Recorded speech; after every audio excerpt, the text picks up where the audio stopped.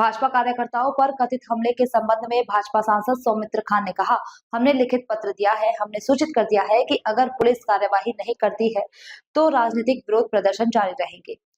बीरभूम की जनता का धन्यवाद, वे उठ खड़े हुए हैं, उनका फिर से धन्यवाद। हम एसडीपीओ को पत्र देने और चुनाव आयोग को दिखाने गए थे। केंद्रीय बल कह रहा है कि उन्हें इस रेंज के संपर्क व्यक्ति के बारे में जानकारी नहीं है।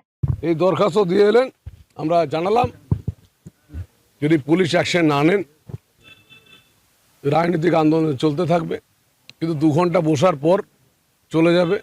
বীরভূমের মানুষকে ধন্যবাদ, মানুষরা জেগে গেছেন, এটাই ধন্যবাদ। আবার বলছি, আমরা এসডিপিওর কাছে গেলাম চিঠিটা দিতে ইলেকশন কমিশনারকে দেখানোর জন্য যে এরকম হাঙ্গামা হচ্ছে, এসডিপিও আপনার কাজ করবে এটা ভাবা যায়?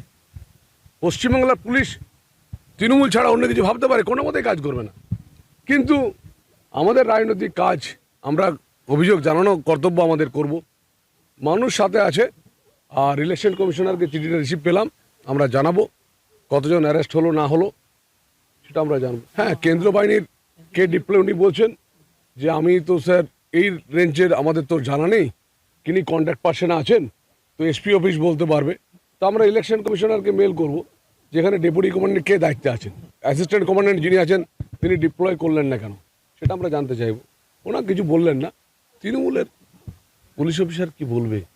রাজীববাবু তো দেখিয়ে দিয়েছেন, কি বলবে ওনারা?